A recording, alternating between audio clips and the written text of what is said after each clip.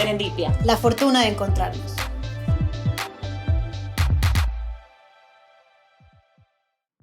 Hola, bienvenidos a un nuevo programa de Serendipia. Soy Irene Ancín. Y yo soy Paoli Casa. Y hoy vamos a hablar sobre algo que a Irene y a mí nos apasiona, que es la educación. Pero lo que vamos a hacer hoy es contrastar la educación virtual con la educación presencial. Y bueno, pre-pandemia, durante la pandemia y post-pandemia, las dos hemos Experimentado, de vivido. primera mano las dos modalidades. Entonces vamos a conversar de eso hoy. Obviamente tenemos que partir que las tecnologías nos han permitido tener otro espacio para comunicarnos. Y así como ha servido para la comunicación y para la información, obviamente ha sido un espacio perfecto para la educación. Y eso ha servido muchísimo para estudiantes, tanto niños como adultos, para poder disfrutar de este espacio educativo. La educación virtual se adecúa a la situación de muchos estudiantes, tanto adultos como niños, en el caso de que se tengan que quedar en casa. En el caso de los adultos, obviamente, les permite esta flexibilidad que es bastante anhelada para poder Trabajar. conciliar trabajo y estudios. Entonces, funciona muy bien. Y, por supuesto, en tiempos de COVID esto fue bastante necesario, porque finalmente no era lo deseable, pero era lo que teníamos en ese momento. Entonces son muchos los beneficios y aportes que nos ha traído esta nueva modalidad de educación, y eso es lo que vamos a comentar hoy. Vamos a ver cuáles son ciertas capacidades o habilidades que nos ha dado esta nueva modalidad, cuáles son las que dejamos de percibir por la presencialidad, cuáles son los pros y contras de los dos. Vamos a ver contextos, vamos a ver niveles, vamos a ver diferentes los desafíos, aspectos, ¿no? todos los desafíos de ambas modalidades. Entonces, empecemos, Irene. Sí, es importante mencionar que más allá de que en Serendipia siempre nos gusta leer artículos, informarnos y demás, las dos lo hemos vivido en primera persona, ¿no? Las dos como docentes y también desde un punto de vista de gestión, que creo que esto le da valor al contenido del programa de hoy, porque no solamente lo vamos a tratar desde un enfoque micro, como puede ser el del docente, el del profesor que está en el aula, en la virtualidad, en la presencialidad, sino también desde el punto de vista de la gestión y los grandes desafíos que también ha tenido la inmersión en esta virtualidad de la noche a la mañana. Recordemos que en la pandemia fue de la noche a la mañana, tuvimos que asumir cambios y desafíos de manera repentina. Y ahora que ya ha pasado la pandemia, es justamente el momento para ver cuáles han sido los aciertos y los errores, y sobre esto poder construir una educación virtual que realmente cumpla con el objetivo, que es formar a personas integrales, ¿no? Así es. Entonces, empecemos definiendo qué es esto de la educación virtual. Creo que la presencial, la tradicional, todos lo conocemos, un profesor, muchos estudiantes, un aula. Cuando hablamos de la educación virtual, estamos hablando de este espacio interactivo en el que hay dos cosas. El docente y el profesor interactúan de forma sincrónica a través de una videoconferencia, puede ser por Zoom, puede ser por Teams, puede ser por todas las plataformas que nacieron. Yo me acuerdo cuando recién empezó, habían personas que ya tenían reuniones virtuales y otras personas que recién se estaban desayunando cómo funcionaba esto. Obviamente esto iba a variar de acuerdo al contexto, tanto socioeconómico, etcétera, pero también de país a país, de ciudad a ciudad, dependiendo si tenían internet, conexión, etcétera, o el conocimiento. Y también tenemos las actividades asincrónicas, que son estos foros, los correos electrónicos, que ya lo haces tú aparte y no necesitas estar simultáneamente conectado con el profesor y el resto de estudiantes. Entonces, eso es educación virtual. Y tiene varias características que la diferencian de la educación presencial. Primero, existe una mayor autonomía, vamos a hablar mucho más profundamente de eso luego, pero autonomía e independencia que disfruta el alumno, que se puede contrastar con la educación presencial. Luego tenemos que los estudiantes conceden un carácter más práctico a sus objetivos de aprendizaje, y eso también profundizaremos más adelante. Y para ingresar a un aula presencial no es necesario tener muchos talentos, habilidades o internet y computador.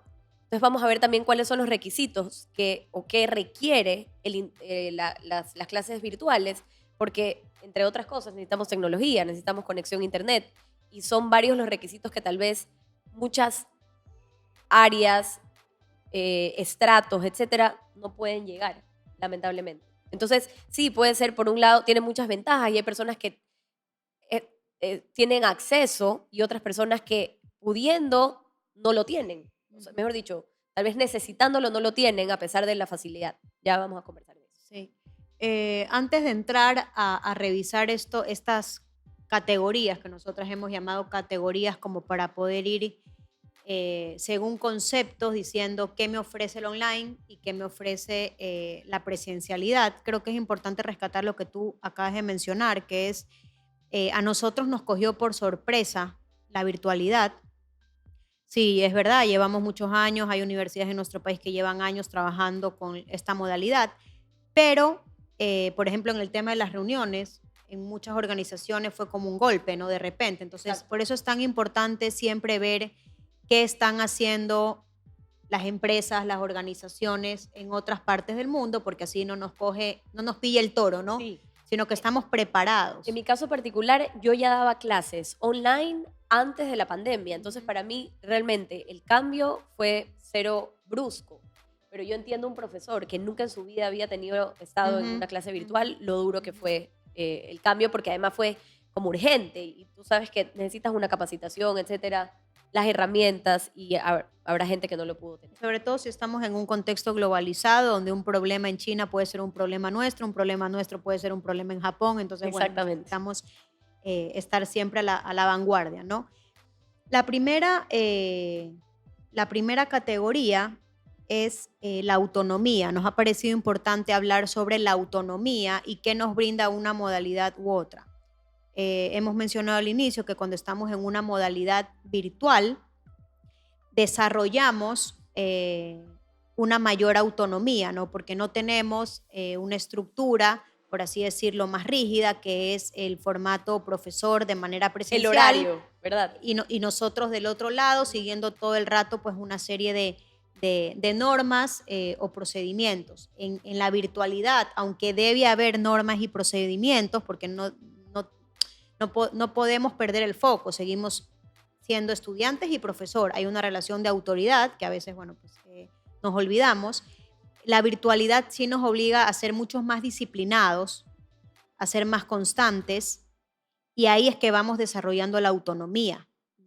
O sea, soy autónomo, pero por supuesto soy responsable, tengo que Exactamente. conectarme, que a veces, y como vamos a ver un poquito más adelante, es uno de los grandes retos, ¿no? Porque no en todos los contextos, en todos los países, somos igualmente disciplinados, igualmente de constantes y todavía somos más inmaduros, ¿no? A la hora de hacernos responsables. Entonces, el tema de la autonomía es un tema importante. No sé si querías mencionar No, no, algo. no. El siguiente punto que nos parece importante destacar o comentar, teniendo en cuenta estas dos modalidades, es el uso de las aplicaciones tecnológicas y los recursos nuevos. Eh, Cuando damos clase presencial, muchos conocemos distintas herramientas, el famoso método del caso que estamos habituados, o la metodología Design Thinking que ahora pues está tan en auge, pero en la virtualidad tenemos retos porque es a lo que no estamos acostumbrados y ver cómo podemos implementar estas metodologías en este nuevo formato y también cómo utilizar herramientas tecnológicas o aplicaciones tecnológicas que nos permitan de alguna forma mantener conectado al estudiante, porque cuando estamos en la virtualidad es más fácil desengancharnos y Exacto. por eso es uno de los grandes retos, ¿no? Tomar lista, por ejemplo, con código QR, tener no sé, pues algún juego o dinámica que... Para romper el hielo, porque qué Así difícil que es es, romper el hielo en la virtualidad. ¿Cómo así lo haces? es, Si ya en la así es, presencialidad a veces así tienes es. una audiencia compleja, complicada tal vez. ¿Quién sabe? Te puede Ujú. pasar. Y el siguiente punto o la siguiente categoría que queríamos mencionar teniendo en cuenta estas dos modalidades es que de alguna forma nos obliga a ser mucho más interactivos.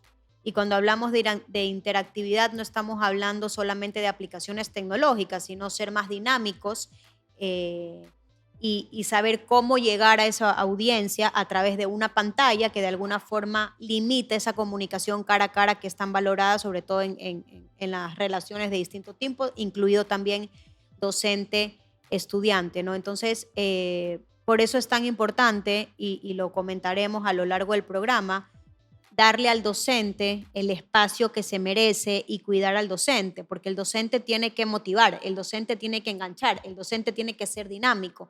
Entonces, si nosotros tenemos un docente que no ha sido preparado como se debe, que no ha sido capacitado, que no ha sido acompañado, no solo durante la pandemia, sino ya post pandemia, difícilmente vamos a poder hacer frente a estos retos que plantea esta modalidad, que nos guste más, nos guste menos, no sé qué pensarán ustedes, pues cada vez crece más y cada vez es más necesaria, ¿no? Exactamente, 100%. Y qué importante que es el rol del profesor. Así O sea, es. Es vital. Es el mayor activo, por así decirlo, Exactamente. de la educación, que al final es nuestro avance y nuestro progreso, ¿no? Así es. Luego yo voy a hablar de la preparación para un entorno cada vez más digital. Y bueno, obviamente la virtualidad, simplemente por su naturaleza, así lo permite. Y el proceso de migrar de la presencialidad a la virtualidad permite observar esas plataformas virtuales necesarias y que pueden ayudar en, no sé, pues en el desarrollo tecnológico, etcétera, de los chicos. Yo digo chicos, pero también me imagino una persona de 60 años estudiando un MBA virtualmente, puede ser también. Y, digamos, esa preparación es excelente porque además va de la mano con la evolución del entorno, lo que estamos viviendo, lo que está pasando. Entonces, lo que tú decías hace un ratito también cabe aquí, y es esa capacitación de los maestros para el uso correcto de nuevos dispositivos tecnológicos, nuevas herramientas, de nuevo. Este profesor se tiene que reinventar, porque no sirve igual la actividad que funcionaba perfectamente en la presencialidad, en la virtualidad. Se me ocurre ahorita, por ejemplo, no sé, pues yo uso mucho Kahoot bueno, ahorita se me ocurren muchos nombres de Recursos, herramientas herramientas. tecnológicas. Ajá. Y sí, algunas podían funcionar en ambas modalidades, pero hay unas que simplemente en la virtualidad no funcionan. Luego tenemos la interacción física, y aquí creo que está más que claro que la interacción física en la presencialidad funciona perfecto. Pues hasta el lenguaje corporal funciona, mirar a los ojos al estudiante, todo eso creo que es mucho más fácil. Y si nos ponemos a ver el tema de las emociones, los sentimientos, etcétera, de un niño y esa necesidad de desarrollar habilidades sociales. eso, exactamente eso, es necesario. El colegio no solo da contenido, da esa interacción y ese desarrollo Esas de habilidades habilidades, son ajá. importantísimas.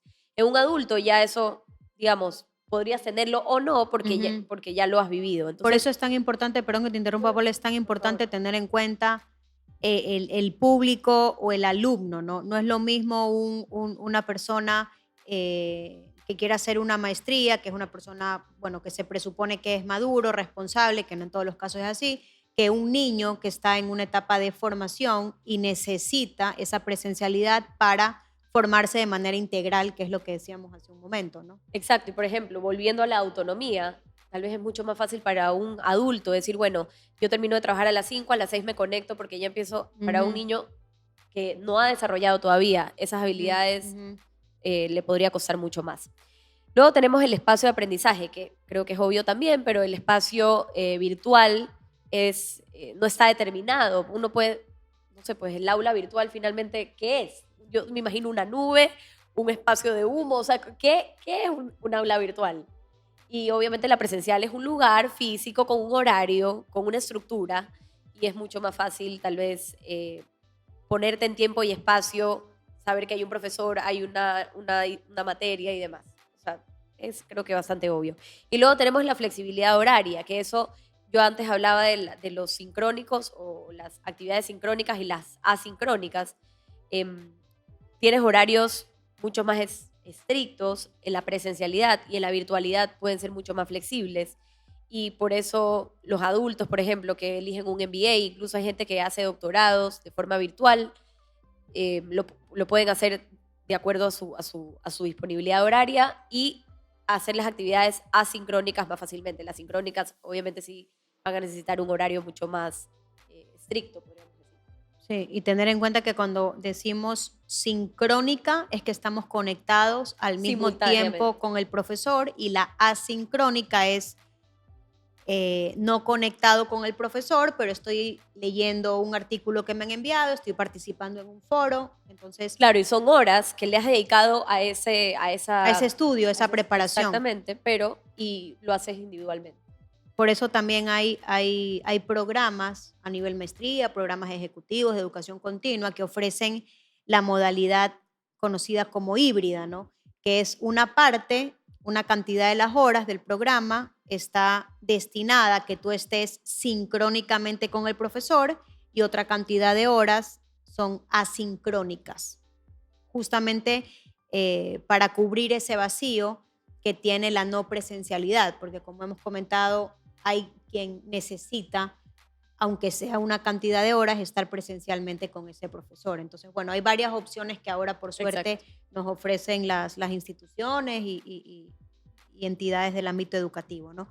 Otro aspecto importantísimo que tenemos que tener en cuenta es el de la accesibilidad, porque podemos pensar que hay una democratización, como lo dicen algunos autores, de la educación virtual, pero en según qué contextos estemos, esto lamentablemente no es así.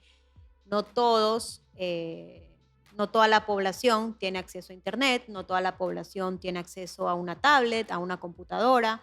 Entonces, por más que sea una buena opción para todos, no todos tenemos acceso. Entonces, no nos podemos olvidar de eso porque en Serendipia siempre también intentamos tener los pies sobre la tierra, ¿no? Estamos hablando de una modalidad que tiene muchas ventajas según cómo se mire, pero también tenemos que ser conscientes que hay limitantes, ¿no? Entre esas, pues que no toda la población tiene acceso.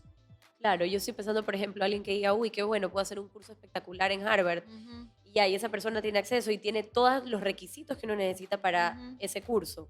Y luego tú dices, uy, qué maravilla. Entonces, gente, no sé, pues voy a inventar, en algún lugar recóndito en la Amazonía de Ecuador, esa es la forma como pueden acceder a la educación. No Ujú. necesariamente, porque no tienen esos requisitos. Fuera perfecto, porque entonces uno dice, si virtualizamos la educación, entonces hay el acceso para que todo el mundo entre. No necesariamente, porque lamentablemente la infraestructura, las limitantes económicas, etcétera, no lo permiten. Las zonas geográficas, así es. Y luego tenemos el contexto, Paola. Exacto, hablemos de contexto, porque Irene, cuando hablamos, creo que tú y yo hemos comentado mucho esto. Hace rato que la educación no se trata de yo soy la profesora y yo sé, y tú eres un alumno que no tiene luz, yo te doy la luz porque tú estabas en la oscuridad antes de mí, ya eso no existe. Yo te deposito el conocimiento, eso ya no existe, porque ellos tienen tantas formas y herramientas de contrastar lo que yo estoy diciendo, que finalmente hay una interacción muy interesante en un aula. Y lo otro que iba a decir es, lo que nosotros ya hacemos no es tanto entregar el contenido para hacerte más inteligente o para que tengas la información, sino lo que yo busco es desarrollar competencias. Y qué importante que es eso, ¿no? Así Mira es. que cuando hablábamos en el programa de las habilidades blandas, decíamos, Ujú. qué importante que es desarrollo de competencias, porque al final el contenido, por ejemplo, yo lo voy a analizar, sintetizar mejor si es que tengo esas dos habilidades blandas. Síntesis y análisis, por ejemplo. Así es. ¿Cómo lo 100%, voy a procesar? 100% de acuerdo contigo. De hecho, también comentamos en ese programa de las habilidades blandas que las habilidades duras o las hard skills al Ajá. final es conocimiento que yo lo puedo adquirir en un curso, en un mes, 2 meses, 3 meses, pero las habilidades blandas tengo que irlas potenciando y generando a lo largo de mi vida. Entonces es fundamental en nuestra etapa de estudiantes en los distintos niveles tener profesores que comprendan la necesidad de desarrollar en sus estudiantes este tipo de habilidades, ¿no? Pensamiento crítico. Yo Exacto. te puedo dar el texto, yo te puedo dar el paper, yo te puedo dar el caso, pero luego ya la capacidad de análisis, de síntesis, el pensamiento crítico, la toma de decisiones, la comunicación asertiva, el trabajo en equipo, es una tarea mucho más compleja y por eso volvemos a la idea de la importancia del profesor. Exacto.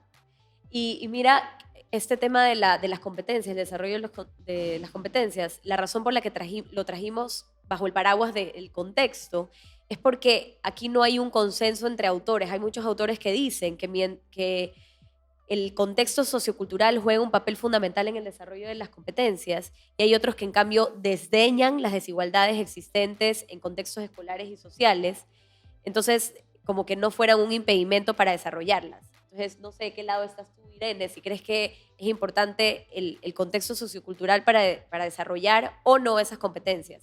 Yo no sé si tú te acuerdas, cuando tuvimos a Pamélicas aquí de Diseña Futuro, ella lo que hace Diseña Futuro es desarrollar las competencias en todos los contextos socioeconómicos. Entonces, digamos, ahí está el vivo ejemplo para darle la razón a aquellos autores que dicen, no importa el contexto sociocultural, siempre es importante desarrollar estas competencias porque le van a sacar el mayor provecho a las competencias, no importa de dónde vengas, no importa cuál es su contexto sociocultural, etc. Yo sí creo que puedes sacarlo en cualquier contexto, porque al final, si trabajas con niños, es más fácil desarrollar competencias que si trabajas con un adulto. Cuando eres niño es más fácil, Es eres verdad. más moldeable, tu cerebro, tus Tienes habilidades, pero el contexto, lo que te rodea, tu entorno, no voy a decir que es determinante, pero sí influye. Por eso cuando se trabaja con niños en distintos contextos y bueno, para mejorar distintos aspectos, es importante también hacer un trabajo con su entorno o con la comunidad, ¿no? Claro, Porque sí tiene un impacto. puede ser... Ujú. pu- No estamos condicionados por el entorno, pero Exactamente. sí tiene, o sea, no queremos decir como en el programa de Tóxico Vitamina que las hormonas nos determinan. No, Sí, sí, no sí. nos determinan las hormonas porque tenemos voluntad y tenemos libertad. Lo mismo aplicaría aquí, pero siempre es importante estar en un ambiente amable que me permita potenciar esas habilidades, Claro, ¿no? y Que si lo acompañe. ignoras o lo Ujú. desdeñas, puedes no tener el efecto que buscas en el tema educativo. Así es. Entonces sí hay que tener en cuenta para la educación general, por ejemplo, algo ya lo mencionamos, Irene, esto de los requerimientos técnicos básicos. Si tú quieres virtualidad, lo que decíamos hace un rato, necesitas el dispositivo electrónico, necesitas, no sé, pues la conexión a internet, que te va a permitir, por ejemplo, descargar documentos y demás. Si no lo tienes, difícilmente vas a lograr tener las bondades de la virtualidad. Pero si además queremos que la educación virtual sirva y contribuya realmente al desarrollo de nuestra sociedad, que al final la educación parece que es algo que se dice mucho, pero la educación realmente es lo que nos podría sacar, si es bien gestionada, de las eternas vías de desarrollo. Más allá de la tecnología, que por supuesto es necesaria, y de las herramientas, tenemos que enfocarnos en el docente. Qué Y importante que es el rol. es algo que creo que no debemos dejar de decirlo y repetirlo y hacer énfasis, ¿no? En la medida que el docente esté más capacitado, que tenga mayores competencias, que se sienta reconocido de muchas Motivado. formas, motivado, realmente va a poder utilizar las distintas herramientas, porque hoy podemos hablar de 3 o 4, pero seguramente dentro de 6 meses van a haber 20, 30 o 50, porque vamos todo a más. Pero el que tiene que hacer esa labor que es fundamental, el de potenciar las habilidades de sus estudiantes, manejar las herramientas, ser dinámico y todo lo que hemos mencionado, al final es un ser humano que tiene frustraciones, que tiene preocupaciones y al que hay que cuidar como cualquier otro trabajador, ¿no? Exactamente. Así es. Y bueno, finalmente podemos hablar del nivel, que creo que también es importante, aunque ya lo hemos mencionado tal vez por encima. La virtualidad en el adulto facilita el acceso, le da flexibilidad horaria para poder compaginar el trabajo con los estudios. Tiene pocos inconvenientes debido a que ya están desarrolladas sus habilidades socioemocionales. Ajá. Pero qué distinto que es esto en los niños, ¿no? Entonces el nivel es absolutamente importante considerar Así es. a la hora de educar, porque ahí, por ejemplo, en el niño hay que facilitar acceso, desarrollar autonomía. Imagínense la disciplina. En un niño, yo decía al comienzo de la pandemia, qué difícil que era sentar a un niño a decir, te tienes que quedar aquí 1 hora y quedarte ahí, ¿verdad? El tema de la disciplina en un niño es más importantísimo. Bueno, y antes de finalizar, como estamos hablando del nivel, ¿no? Que no es lo mismo cuando es un nivel de primaria, un nivel de secundaria, ahora tienen otros nombres esos niveles, pero bueno, no estamos hablando... Te quedaste en los 90.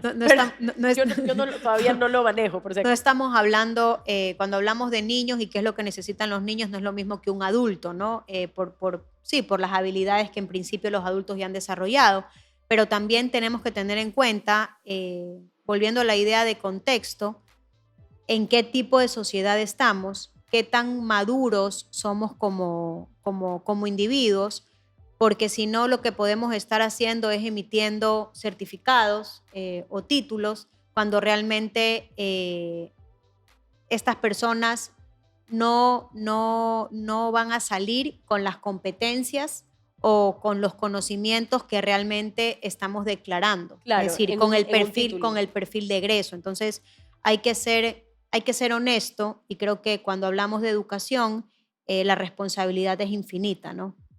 Exactamente, porque esos son los profesionales del futuro, los que Así es, entregamos a la así sociedad, es, ¿no? así es. Entonces, eh, Creo que vamos ya sí, cerrando. finalizando, cerrando.